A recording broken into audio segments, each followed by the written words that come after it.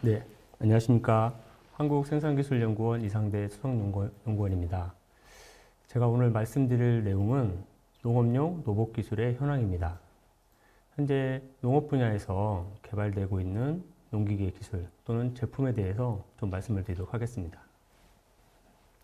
첫 번째로 농용 로봇의 필요성인데요. 가장 중요한 이유는 노동력의 부족의 문제라고 생각을 좀 하고 있습니다. 기존의 농업 같은 경우는 경험에 의해서 농사를 졌었죠. 그리고 노동력들이 많이 투자가 됐었습니다.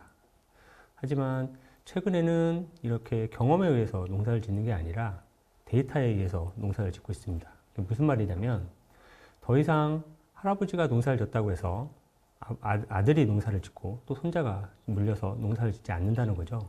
그러면 예전에는 경험을 통해서 이런 정보들이 전달이 됐었는데 최근에는 더 이상 이런 식으로 경험이 전달이 되지 않고 있다는 말입니다.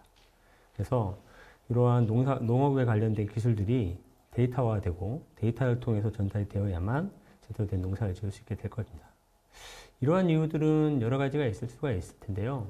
농촌의 고령화라든가 아니면 농촌의 인구 감소 아니면 농촌의 경제적인 문제들도 있을 겁니다. 그리고 또 다른 이유로는 아무래도 농업 기술들이 발전을 좀 하면서 더 이상 경험이 아니라 데이터에 의한 농업을 지을 수 있는 그런 환경이 만들어진 것도 큰 영향이 있을 겁니다. 그리고 최근에는 기후변화에 의한 영향도 크게 작용을 하고 있고요. 어쨌든 근본적으로는 이러한 변화가 생긴 이유는 농촌의 노동력이 좀 부족해지면서 이런 문제를 해결하기 위한 방안으로 기계화가 많이 좀 도입이 되고 있고 이런 기계화를 통해서 다시 관련된 데이터들이 축적되고 이런 데이터를 통해서 좀 더 나은 농업을 할 수 있도록 하는 그런 기술들이 발전하고 있다는 것이 되겠습니다. 농업 환경의 변화를 좀 구체적으로 보게 되면 기존의 농사를 지는 데서 중요하게 생각되고 있는 것들이 한 세 가지 정도가 있었을 것 같습니다. 첫 번째는 농사를 짓기 위해서는 땅이 있었어야 됐겠죠. 땅이 있겠고요. 그리고 노동력을 제공하는 농민이 있었습니다. 그리고 이 농사를 짓는 데 필요한 정보를 제공하는 경험이 있었죠. 근데 최근에는 이것들이 좀 다르게 바뀌고 있는데요. 농지 같은 경우는 최근에 그 경지 정리를 통해서 농지를 반듯반듯하게 만들고 있죠. 그래서 한국 같은 경우는 가로 세로 100m씩 아니면 200m씩 해서 논을 갖다가 경지 정리를 해 놓은 상태이고요.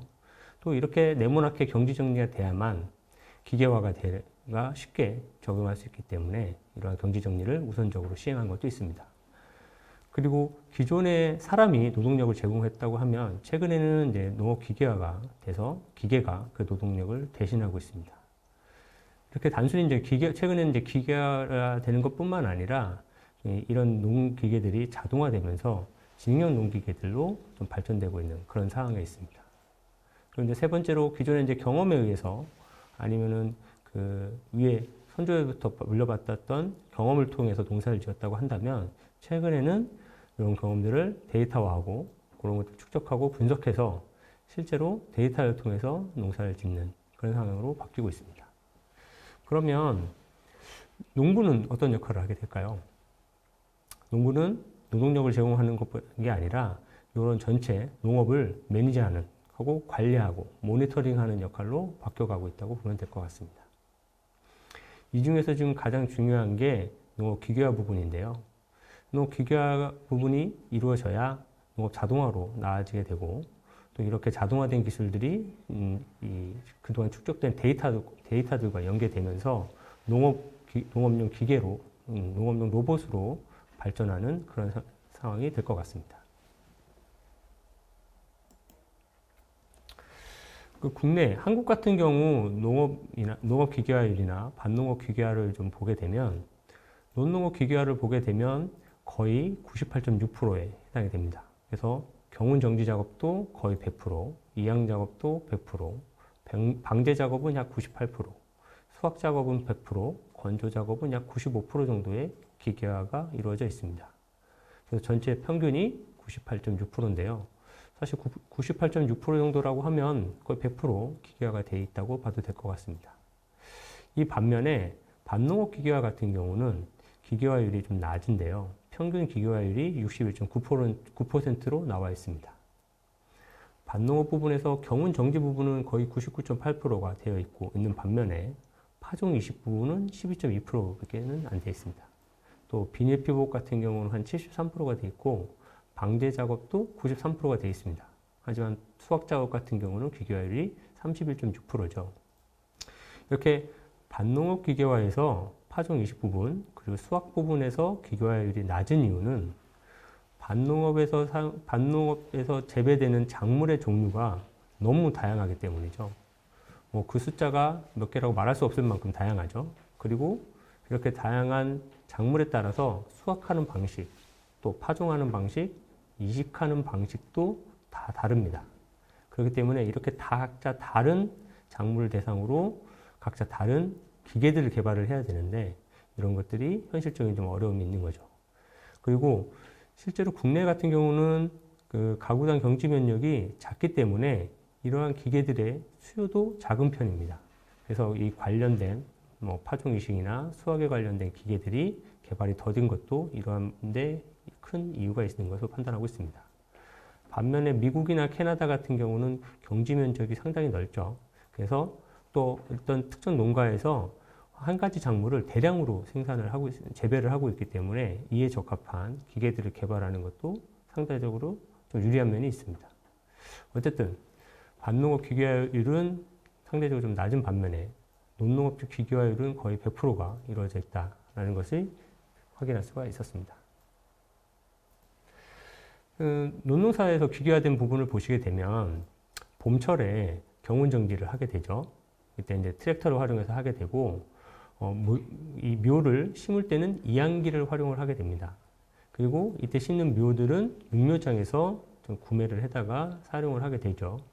그리고 여름철에 방제 작업을 할 때는 최근에는 국내에서는 드론을 이용해서 자동으로 방제 작업을 하게 있고요. 그리고 수확 작업을 할 때는 콤바인을 이용해서 자동으로 수확을 하고 있습니다. 그리고 수확 후에 남아있는 볏짚은 트랙터를 이용해서 트랙터와 베일러를 이용해서 이 집단을 묻혀서 작업을 하게 되어 있고요. 이렇게 수확된 벼는 RPC라고 해서 미국 처리장으로 보내져서 실제로 우리가 먹을 수 있는 단계로 포장을 하게 되어져 있습니다. 논농업 기계화 부분을 보게 되면 최근에는 논농업에 사용되는 트랙터 같은 경우에 보면 전동화가 급격하게 이루어지고 있고요. 자율주행 기능들도 많이 발전해서 레벨 3 기능까지 연구가 좀 되고 있습니다. 이 전동화된 기술과 자율 작업 기능들이 결합이 되게 되면 결국은 이것이 로봇 기술로 발전하게 되는 것으로 생각을 하고 있습니다.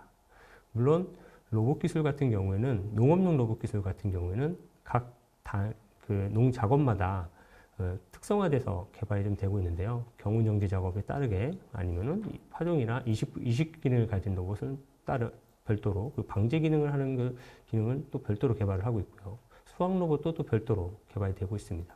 그리고 또 작물에 따라서도 그 로봇들이 다양한 형태로 개발이 되고 있어서 그 종류가 상당히 좀 많이 개발이 되고 있는 상태에 있습니다. 실제 이런 로봇들이 또 개발되기 위해서는 이 기계화된 농기계에다가 그 작물만의 특성들에 해당되는 정보들이 좀 결합이 돼야 되는데요. 이러한 정보들이 제대로 결합이 돼서 제대로 된 기능을 발휘하는 농업 로봇이 개발되기 위해서는 인공지능 기술이 좀 필수적이라고 판단을 하고 있습니다. 그래서 이렇게 자동화된 농기계에서 어떤 그 대상해체에 대한 많은 데이터들, 빅데이터들이 좀 모아지게 되면 그 빅데이터들을 인공지능으로 분석을 해서 그 농작업에 적합한 농업용 로봇이 개발이 되게 될 테고요. 그 농업용 로봇이 다시 그 기계화된 기능에 적용이 되게 되면 또 새로운 업데이트된 데이터들이 또 생성이 될 겁니다. 이러한 데이터들을 다시 또 모아서 데이터를 활용을 하고 이 데이터를 활용해서 인공지능 분석을 해서 다시 또 새로 또 개선된 농기를 개량함으로써 좀 더 발전된 농업용 로봇 기술들이 활용될 수 있을 것으로 생각을 하고 있습니다. 그래서 최근에 이 농업 분야에서 농업 자동화나 농업 로봇을 개발하는 데 있어서 인공지능 기술들이 아주 활발하게 활용이 되고 있고, 요 기술들을 적용한 제품들 역시 많이 개발이 되고 있는 상태에 있습니다. 한국 같은 경우에는 이렇게 인공지능 기술들을 좀 활성화하기 위해서 인공지능 학습용 데이터를 확보하기 위한 사업을 국가 차원에서 수행을 좀 하고 있습니다. 그래서 AI 제품이나 서비스 및 기술 개발의 활용 가치가 높은 대규모 AI 학습용 데이터 구축 및 개방, 응용 개발 사업을 좀 추진하고 있고요. 이 서비스는 데이터를 기반으로 모델을 생성하고 최종 제품, 서비스를 제공하기 위해서 좀 되고 있습니다. 그래서 사업 범위는 데이터를 획득하고 가공하고 AI 모델을 개발하는 것에 있고요. 우리가 앞에서 말씀드린 농용 로봇 분야에서는 이런 데이터들을 활용해서 농용 로봇을, 농업 분야에 적합한 농용 로봇을 개발하는데 활용이 될 수 있도록 하고 있습니다. 그래서 AI 허브라는 사이트를 통해서 이렇게 획득된 데이터들을 공공에다가 개방을 하고 있고요. 이런 데이터를 실제 농용 로봇을 개발하는데 활용할 수 있습니다. 그래서 대표적으로는 그림을 보시는 것처럼 주요 작물의 생육 이미지라든가 아니면은 노지 작물의 질병 진단 이미지 같은 것들을 좀 획득을 하고 있고요. 금년에는 작물의 디지털 피노타이핑 데이터라든지 아니면 농기계의 자율주행 데이터, 그리고 스마트팜에서 사용되는 토마토나 파프리카에 관련된 생육 데이터 같은 것들을 수집을 해서 공공 데이터로 수집을 하고 있고, 이런 데이터들을 활용을 해서 새로운 정보 서비스나 농용 로봇 같은 걸 개발할 수 있도록 지원을 좀 하고 있는 상태에 있습니다. 대표적으로 이 인공지능을 활용을 해서 개발하고 있는 것들이 자율작업 트랙터가 되겠는데요. 존디어에서는 그냥 단순 자율작업 트랙터가 아니라 완전 무인 자율 트랙터를 개발을 해서 시제품을 개발을 해서 홍보를 좀 하고 있습니다. 결국은 자율작업 로봇 트랙터가 되겠습니다. 다음 동영상을 한번 보시죠.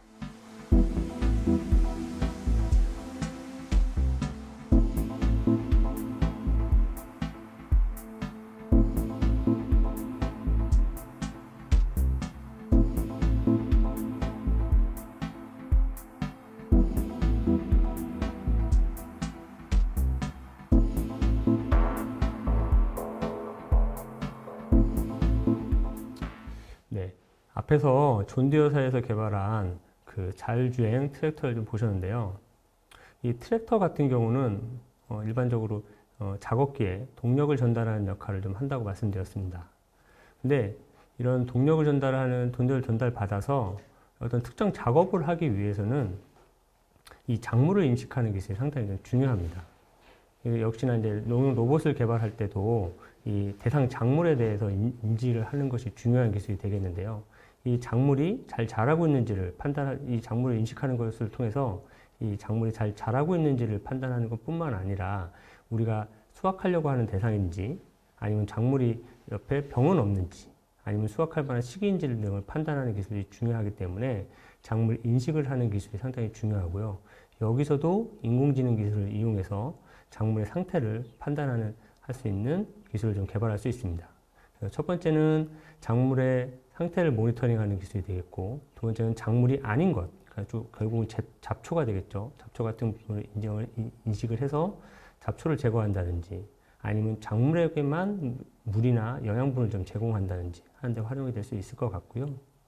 그리고 실제 수확 과정에서는 보면 작물을 수확하려고 하는 대상, 사과를 수확한다 그러면 사과를 인식하고 그거를 수확할 수 있도록 지원하는 것, 아니면 딸기를 인식한다 그러면 딸기가 수확할 수 있는 단계로 잘 익어서 수확을 할 수 있는 단계인 건지 판단을 하는 그런 기술들도 인공지능이 좀 활용이 되고 있습니다.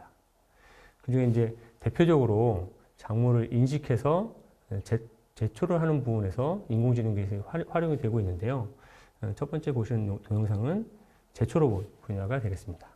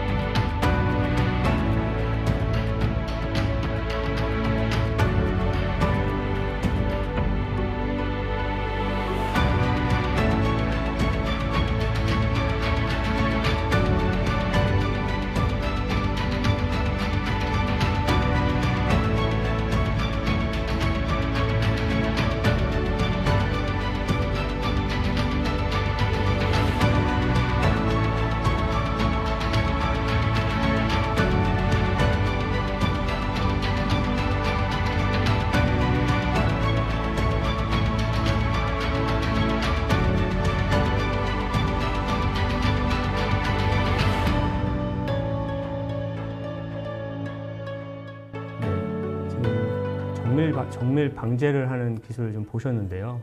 그림에서 보시면 이미지로 이용을 해서 잡초만을 선별을 해서 잡초에다만 농약을 치는 기술을 보셨습니다.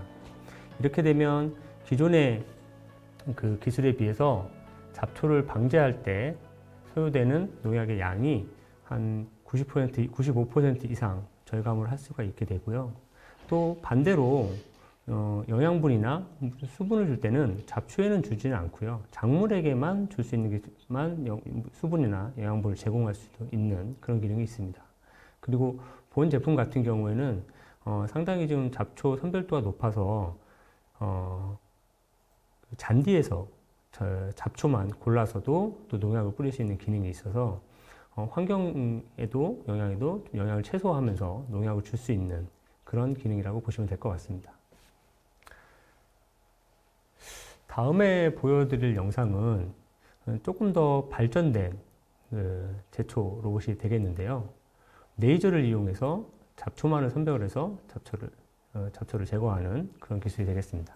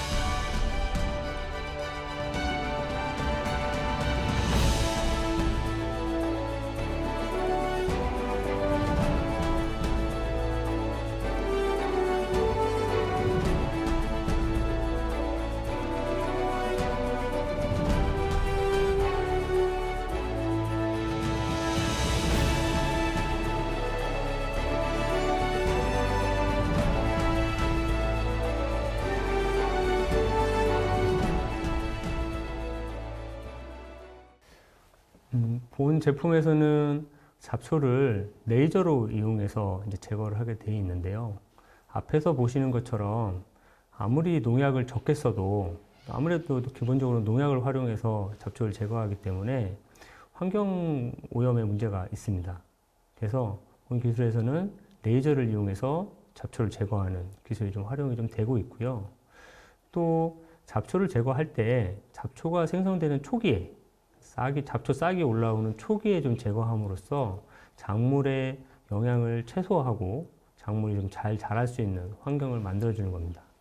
농사 지으신 분들 다 아시겠습니다만, 요 잡초를 초반에 좀 제거하지 않으면 이후에 좀 자라고 나서는 아예 뿌리채 뽑아내지 않고서는 잡초를 제거할 방법이 없기 때문에 이렇게 하는 것이고요. 요 잡초로 인해서 원래 작물이 가져가야 될 영양분들을 뺏기기 때문에 작물이 자라는데도 큰 영향을 미치게 됩니다. 그래서 잡초를 제거하는 것이 농업 분야에서는 큰 이슈고, 이러한 방법 중에 그에 보시는 것처럼 인공지능 기술과 이미지를 이용을 해서 잡초만을 선별해서 제거하는 기술들을 활용하고 있습니다. 본 기술에서는 약 150W짜리 CO2 레이저를 활용을 해서 제거를 하게 되어 있고요. 그리고 엔비디아 이미지 프로세싱을 이용을 해서 잡초만을 선별해서 제거하는 기술들을 제공을 하고 있습니다. 그래서 이 기술의 가장 큰 장점은 농약을 전혀 사용하지 않아서 환경에 오염 없이 잡초를 좀 제거할 수 있다는 것이 가장 큰 장점이 될 것 같습니다. 다음은 사과 수확 로봇이 되겠는데요. 이미지 프로세싱 기술과 인공지능 기술이 활용이 돼서 가장 상업화에 가깝게 개발된 기술이 아닌가 이렇게 판단을 좀 하고 있습니다. 사과 수확 로봇에 관한 영상을 한번 보시죠.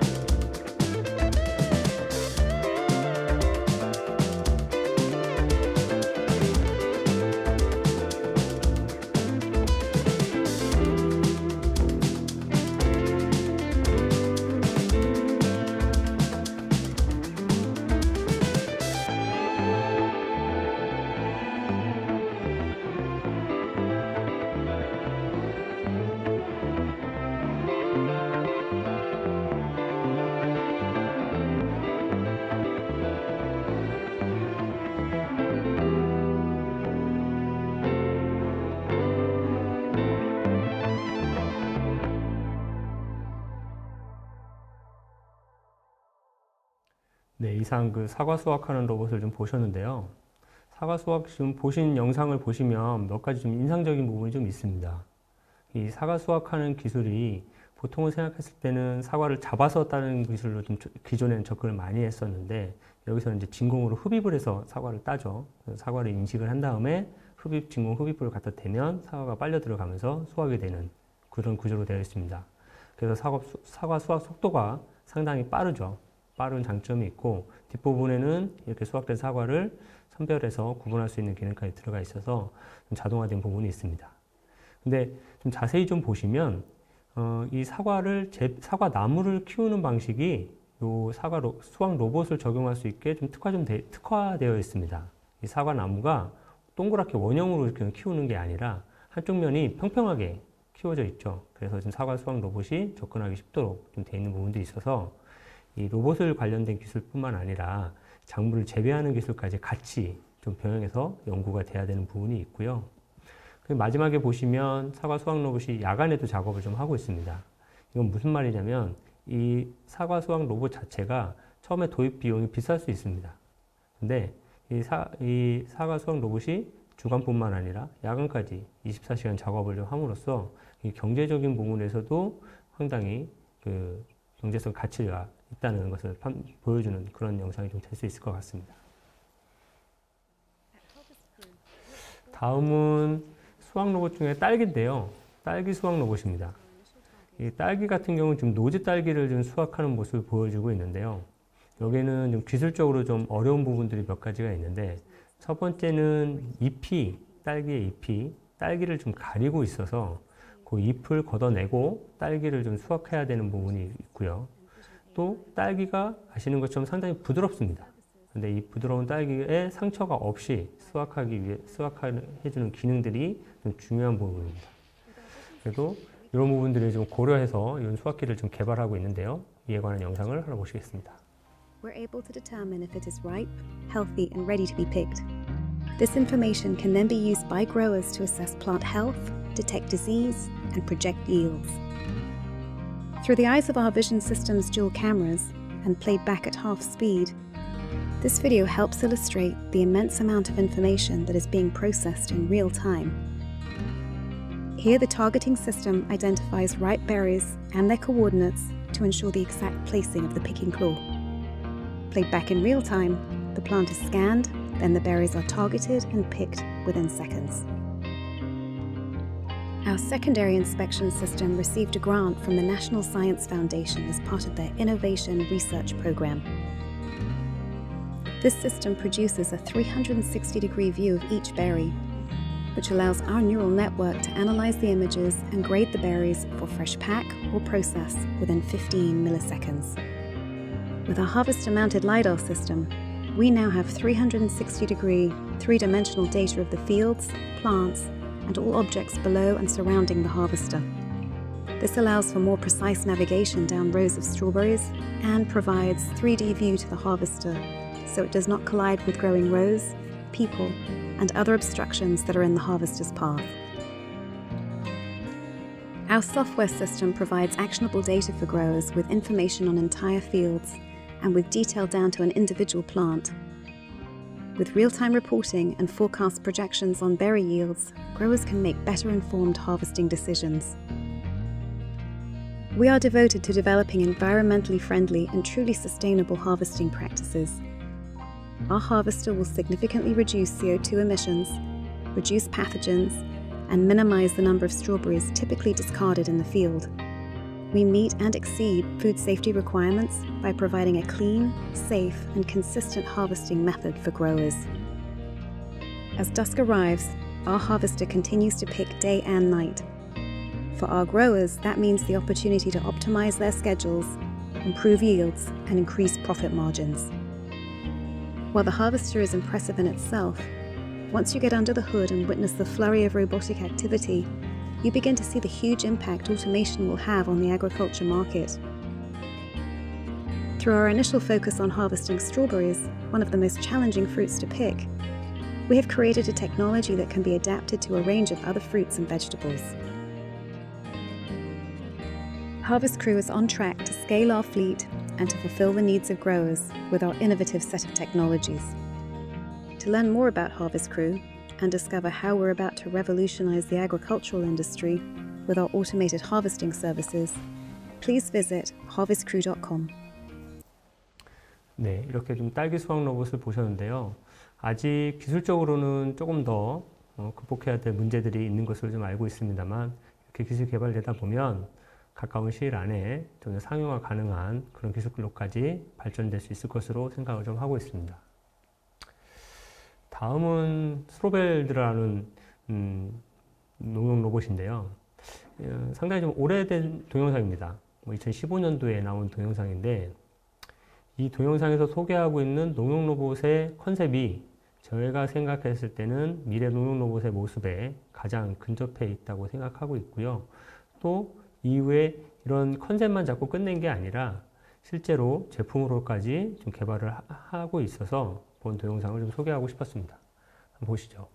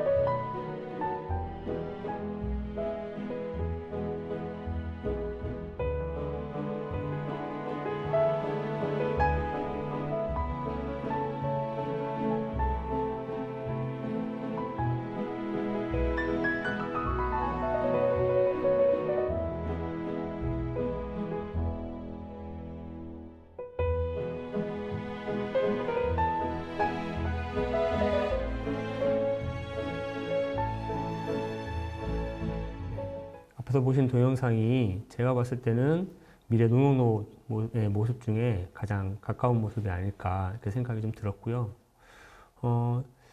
농장의 규모에 따라서 사용되는 농용 로봇의 형태가 좀 달라질 수 있을 것 같습니다. 예를 들어서 대형 농장 같은 경우에는 앞에서 보신 것 같은 로봇 트랙터들이 활용해서 큰 부하가 걸리는 작업들을 한다 그러면, 소형 농장 같은 경우에는 그림과 같은 형태의 로봇들이 개발이 돼서 앞에 다양한 작업기들을 활용을 해서 농작업을 할 수 있지 않을까 이렇게 판단을 하고 있고요. 이렇게 컨셉으로만 끝난 게 아니라 실제 이곳에서 보여준 컨셉을 제품화했습니다. 그래서 사가 로보틱스라는 회사에서 앞에서 보여드린 농용 로봇의 컨셉을 실제 제품화한 경우입니다.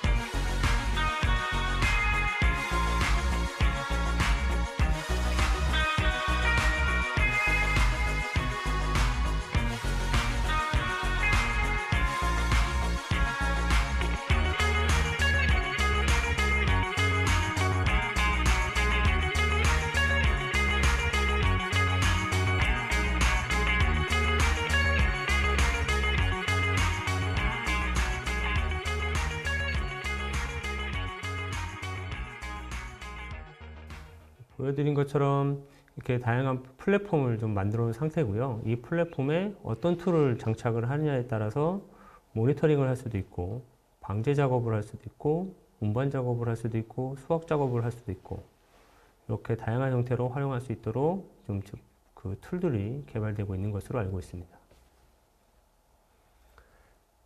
다음은 농용 로봇 중에서 좀 특이한 로봇들을 좀 보여드리려고 하는데요. 이것은 팜봇이라고 해서 정원에서 야채를 자동으로 길러주는 로봇이 되겠습니다.